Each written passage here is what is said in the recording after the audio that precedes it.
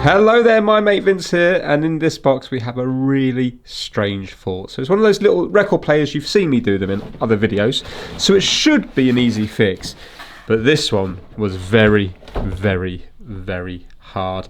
Interestingly, the fault wasn't only confusing, the description for the fault was as well. So it was returned to Edinburgh, and it says here, Vungal Sarapin. I presume that means scraping. I can't work out what that first word is. But anyway, I'm going to show you what the fault is. When you play it, it's just got this popping sound that keeps on. And this thing kept me struggling for hours upon hours. So this is going to be a tea break fix, even though it did take me hours. Go get yourself a nice brew or something that you like and sit back, relax with me over the next 20 odd minutes. I hope you enjoy. Listen to this. When the turntable goes round, it keeps clicking. Listen to that. And the more volume you put on, the quicker the clicking is. What's that about? It doesn't seem to be related to the speed. Because you can see now, super slow, medium, fast, and it makes no difference. So what's that about? The more volume, the more it clicks. Let's take it apart and see what is going on. Actually, first things first, just in case it was something to do with the adapter, I'm sure it's not. Let's see what this should be. So this is a 9 volt, 0.8 amps here, and it's center pin positive. So let's just put our own power supply into it and see if it's still doing that noise. So I'm using my bench power supply. Now let's see if it's doing it with the bench power supply.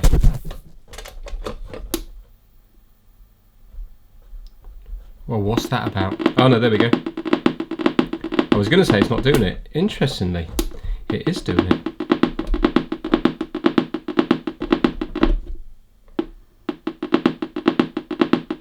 Right, okay. And even when I play the record, that sound's coming through. So it's nothing to do with a bad power supply. So let's open this thing up and see if it becomes obvious. Disconnect the speakers from the front here. And the whole connector came off annoyingly. Right, let's see now. I have to take off this here. Let me take some pictures so I know I'm putting it back in the right spot.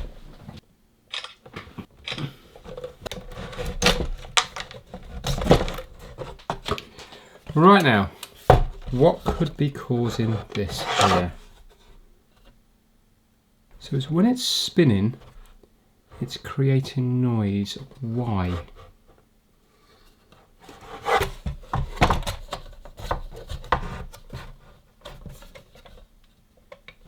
It's belt driven. We've got little belt rounds here. That all looks that looks okay.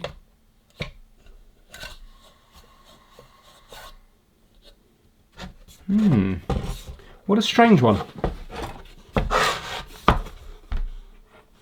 I wonder somehow, is it picking up some sort of noise from the motor, inducing onto the wires or something and feeding it into the audio?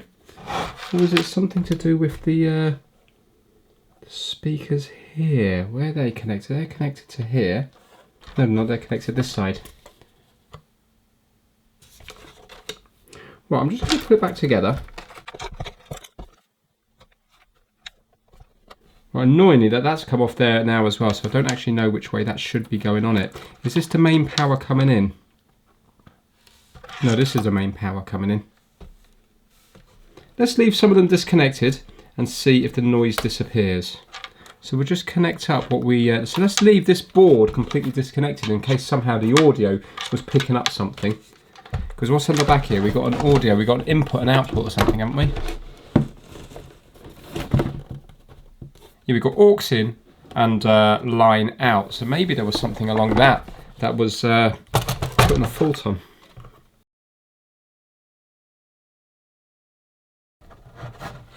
Right, let's see if it's going to play up now.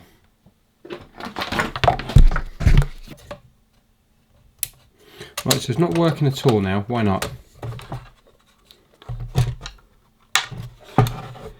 Why is it not working at all now? That's completely separate. Is the light coming on? Yes.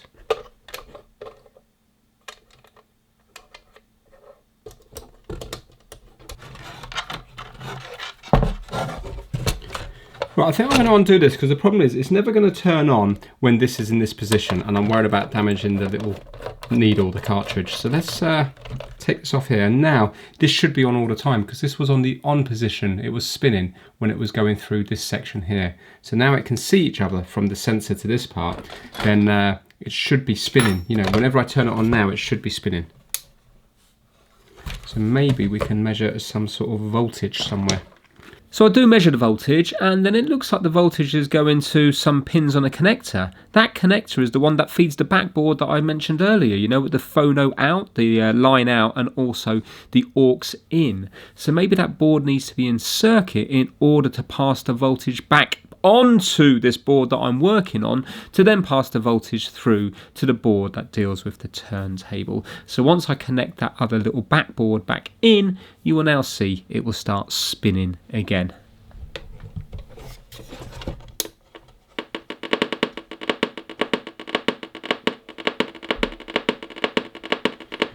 Right, so it's still doing it. Now there's a very good reason why I made this a tea break fix rather than trying to fix, and that's because I was on this for hours and hours and hours, and even if I turned it into a trying to fix, I think the video would probably have to be 2 hours plus for it to make sense. So I'm just going to turn it into a tea break fix and just put the relevant bits in there. So what I do here is I can't find anything obvious, and I do already have suitcase record players lying around because I did a job lot on them a little while ago. So I take a known working board out and place it into this one, and it works perfectly with no noise. So I know the fault now is on the main board, not the board with the motor on for the turntable, not the line out and aux in at the back. It's the main board with the amplifier IC on, the board that everything connects to. I'm looking for comparisons between the two, and I can't see anything obvious. I do take the headphone jack out just to see if it's a fault on the headphone jack, but it's not. But it is quite interesting because it allows me then to prove the fault onto one side of the audio, because there's left audio and right audio. There is 2 speakers in this, so it's stereo, and the fault is only on one side of the audio. But it's a bit confusing for me. Yes, the left audio and the right audio do share the same sort of components, like the same resistors and the same capacitors. Sorry, they're on different lines, but they're the same value components. They're not the same components, they're the same value components. They've got their own components for the left and right audio. But nothing's jumping out at me as faulty. The resistors are measuring the same and stuff like that. But the clicking's definitely only happening on one side of the audio. For example, the left and not the right. It leads me to believe that it's probably the audio amplifier IC which is faulty. So I take the known good one out of the good board and put it in the bad board, and I put the bad one into the good board. And yet the fault stays on the faulty board. The faulty board is still faulty and the good board is still good. So we know it's not the amplifier IC. But check out this next bit. I get the FLIR cam out and look at what it pinpoints as the faulty component. Now, this is kind of interesting. If you have a look here, this is the good board, and if you look at my FLIR cam, there's no hotspots on it at all. Yeah? And you can hear it spinning, and there's no noise. There's no hotspots. Yeah?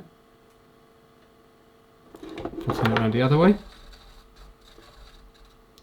again, you can see that there's nothing happening there. Right? Now, let's swap it over. The bad board.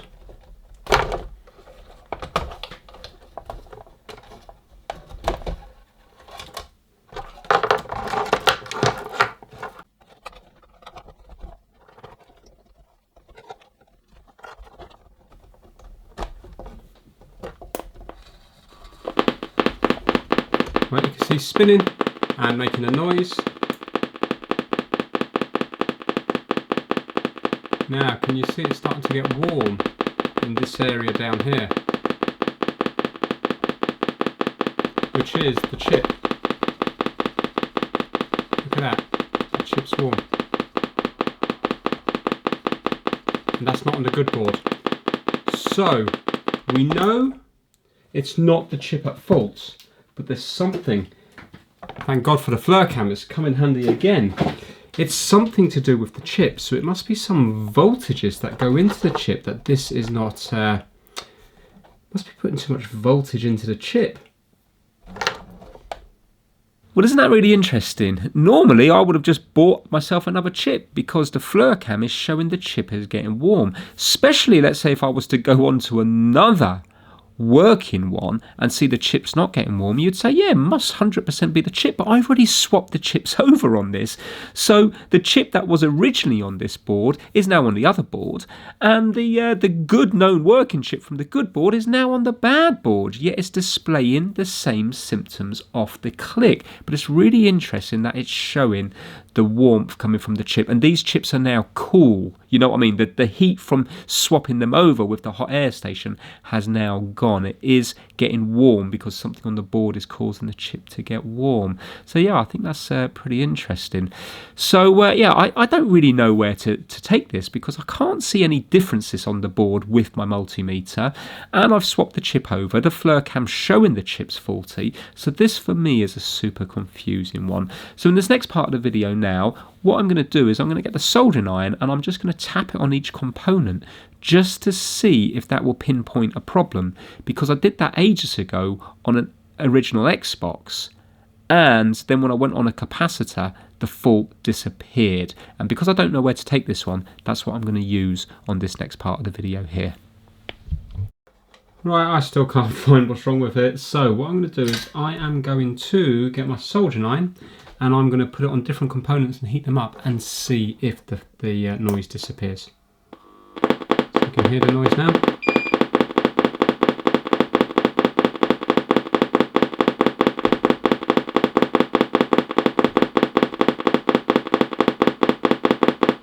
Don't worry, I'll lower the volume down now because this sound is driving me nuts. I presume it's driving you nuts as well. I am going across various different components with the soldering iron, but it's a little bit time consuming. So what I'm going to do is get the hot air on it instead while the turntable's spinning, just to see the hot air will make quicker work of going across the board in different locations to see whether or not heat makes a difference to the noise.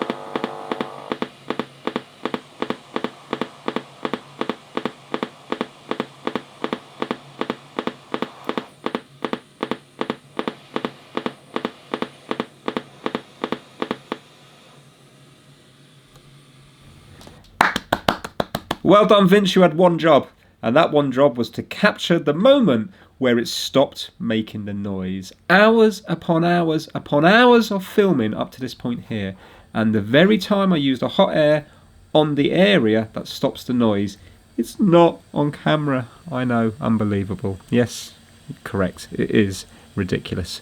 Anyway, apologies. Right, at long last, I think I know what the problem is. The way I got to it eventually was I was heating up different parts of the board with it on. And then basically when I heated up this area here, the sound went away.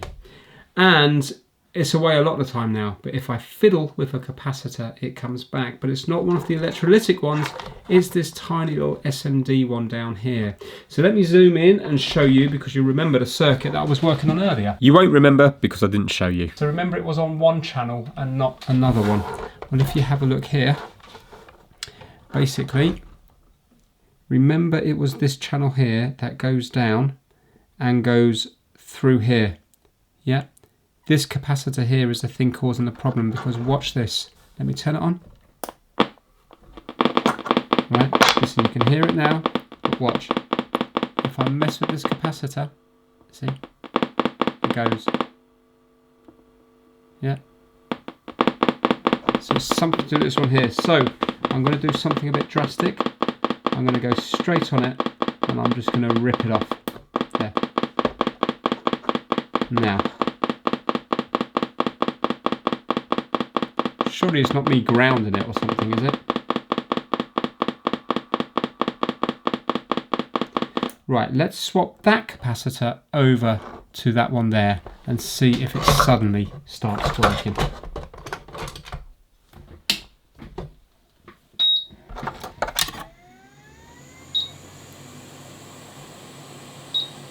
Mind you, heating up is probably going to make it work, isn't it?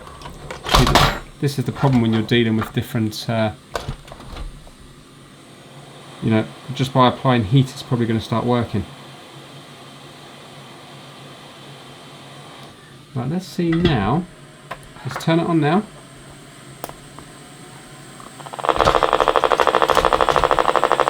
Well, listen to that. It doesn't like that at all, does it?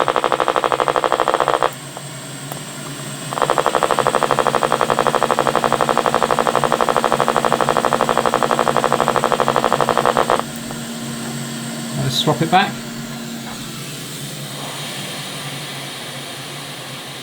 I'll tell you what, let's take them both off and let's swap them for the capacitor. The capacitor's on this little board down here. This board down here is the known working board, so we know the capacitors work on this one.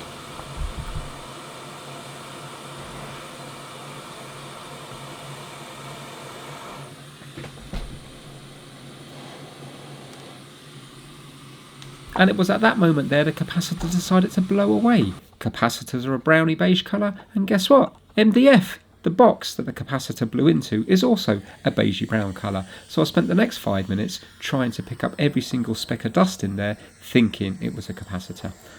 Anyway, after using my eyeglass very closely, eventually I do find the said capacitor and I managed to solder them both into place. So let's turn it on now to see whether or not it's still making that irritating clicking noise. Right, here goes.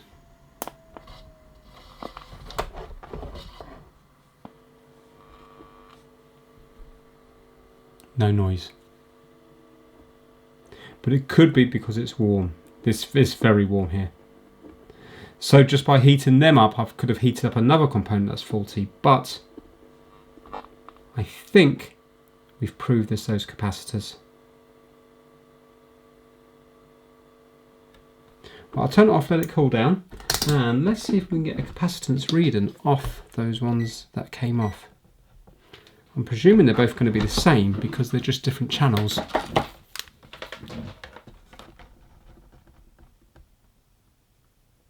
Right, they're going to be 100 nanofarad each. Oh no, maybe that's the problem. They have to be the same because they're both on the same. They're both just. They're both on each channel. One wouldn't be more than the other. Do you know what it is? That's the problem. Look, it should be 100 nanofarad, and that one there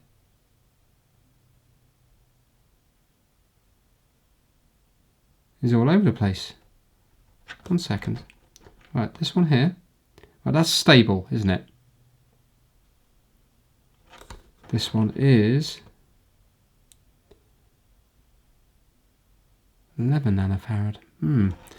It's one of those capacitors. Right, I'm going to take them both off and I'm going to measure these ones. So let's put these ones right into the corner so we don't get them confused, just in case they are both different.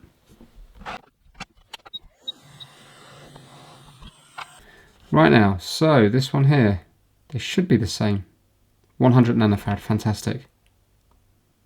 No way, 100 nanofarad. So 100% now we've proved what the fault is. It was one of these tiny, tiny, tiny little capacitors. So let's see this one here. 100 nanofarad, it's this one here. 8 nanofarad. Either the wrong capacitor has been put in by the pick and place machine or it's gone faulty. I'm going to say, because this thing looks brand new, I think the wrong capacitor has been mixed up with the pick and place machine. Results. So all I have to do is put in a little capacitor, 100 nanofarad, and both of them should be fully working again. Results. So it wasn't anything major like a chip or anything. What a weird fault. Really, really strange. Anyway, it's 4 in the morning here. I've been on this for hours and hours and hours. Way more than what it deserves given the price of it. But isn't that amazing? I'm so glad I found out what the problem is. So yeah, I don't believe that's gone faulty. I think it was faulty from manufacture.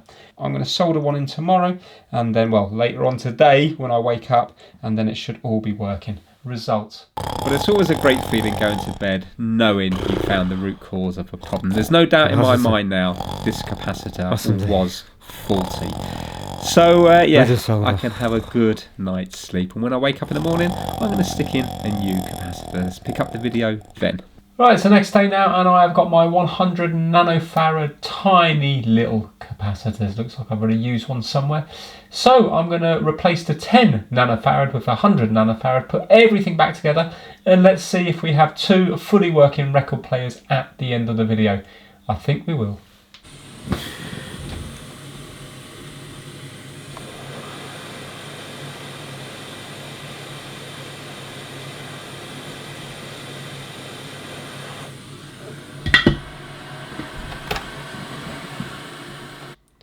So that is both boards replaced with 100 nanofarad capacitors. Right, let's get them back together. Right, they are both back together. So this was the one that was originally working fine. And if you have a listen now, you will hear it still working fine.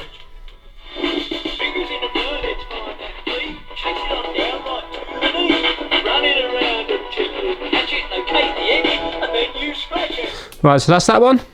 And this one here. Let's do the instrumental side. Right, put the power in the back.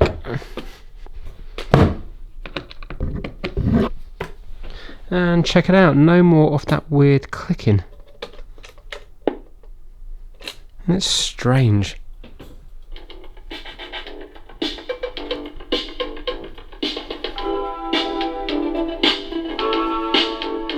So there we have it, and you can hear that there's no clicking. So all of that was because of this tiny little capacitor. I'll be honest with you, I don't understand why that happened, and also I'd like to know how somebody else would have fixed that fault. So basically, how I fixed it eventually was by heating up with my hot air station while it was on. So it was like bop, bop, bop, making a cracking noise, and then I went around different parts of the board, and when I went over these capacitors, the sound disappeared. But how would you fault find that with a scope or something else? How would you fault find that if you didn't have a spare one? I don't think you'd be able to, because in my opinion, and correct me if I'm wrong, I think this is brand new. You can see the box, everything. This has had no use. Look how clean it is around there. I think this was faulty from manufacture, and I think it was purely the pick and place machine put a 10 nanofarad one instead of a 100 nanofarad one. Why, when heating it up, did it work? I have come across that before on an original Xbox. When you heated up the capacitors, it started to work. So maybe it changes the capacitance on the inside when you add heat. Also, I don't understand why. I wouldn't have thought it would have made much difference. 10 nanofarad, 100 nanofarad, and yet you heard the clicking coming from it. And when we broke the capacitor off, did you hear how quick the click was then?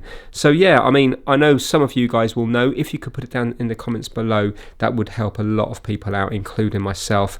If you were to put in maybe 500 nanofarad, would it then be different again?